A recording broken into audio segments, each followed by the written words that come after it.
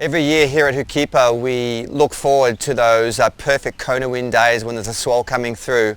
The north shore of Maui turns into the north shore of Oahu and the waves just get incredible. Perfect peeling waves, as good as it gets, and we all live for those days. It was so smooth because of the offshore wind and because it was so light there on the inside. It was almost like you were just surfing but with a sail. It was brilliant, and yeah, I haven't had that much fun windsurfing in a long time.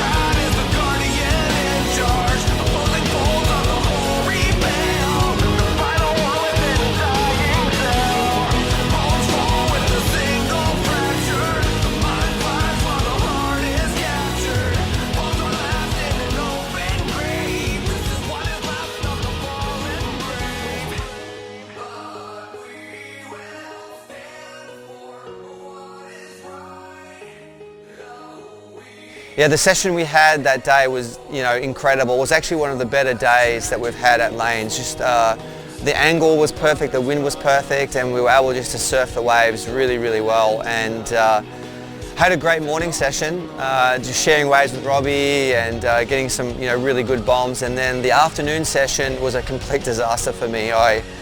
I tried to get out one time with Levi and I just got in the wrong spot and I got wiped out and pulled onto the rocks, and then I came up, obviously angry, went back out for a second session and exactly the same thing happened to me. I got pushed down into the lower part of the channel, like close to Hukipa, and actually Ross Williams was right next to me, and Ross got out and I got pushed in again on the rocks, broken mast, ended up actually hurting myself a little bit, and after 2 hours of doing that, I was done, and I remember sitting on the cliff and I was watching Robbie, out there with this perfect afternoon light spray coming off the waves, 10-foot swell, and I just didn't have any more energy or equipment left to join him for that afternoon session, but he got some insane waves. The morning session was just epic. Everything was perfect about it. The wind direction was perfect.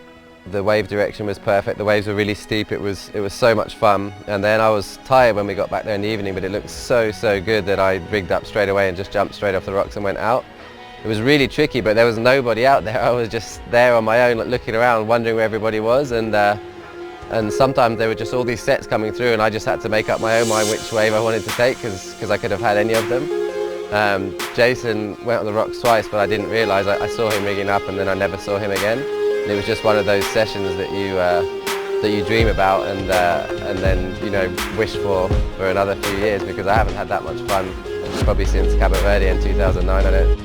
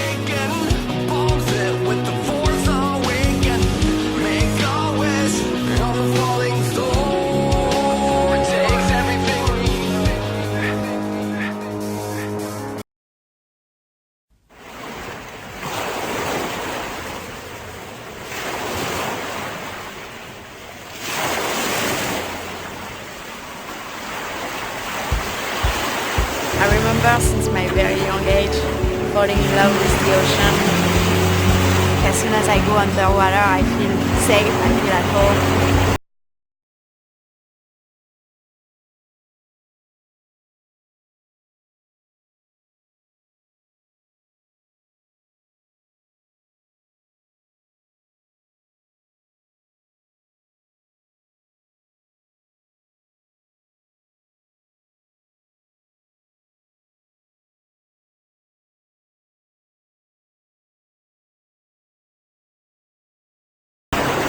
There is this moment when you're riding away and feeling the force of the wall of water that's right behind you.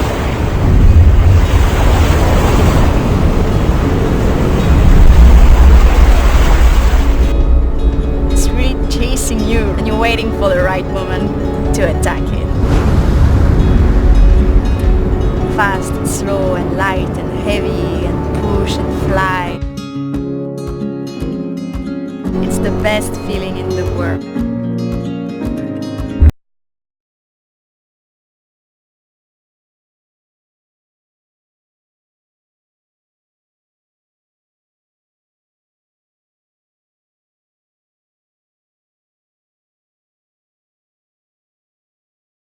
From New Caledonia originally, started windsurfing around the age of 13. And this is when I fell in love completely with the sport and realized that it had to be my career, my passion, my life. You can have dreams, but to make dreams come true is another thing, and it sounded so crazy, and most of the people just go to school, study, find a career, so that's what I did too, because I wasn't sure if I had the right to be crazy, if I was good enough to try something crazy, so.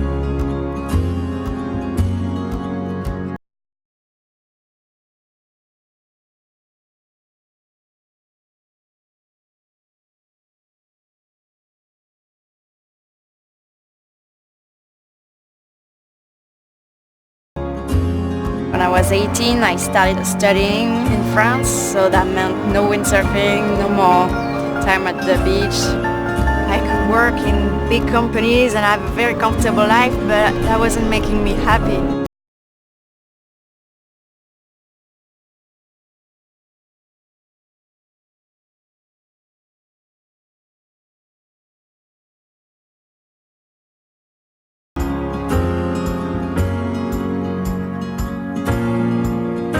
There was this competition and the best girls in the world were there. I was really intimidated. And I also hadn't windsurfed for 5 years, so I was completely out of my comfort zone.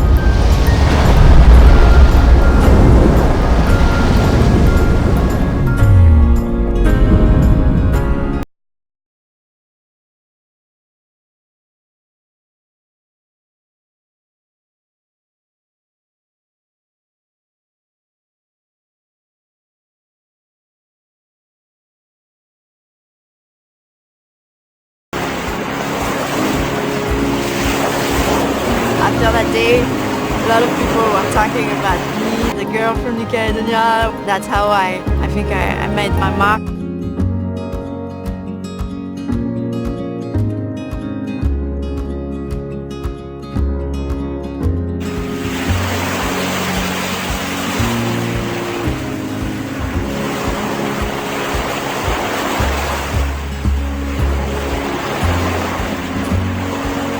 A lot of people feel like sometimes it's too late to switch paths. I worked so much to get that degree, and to do something completely different, I feel so happy to have made this choice.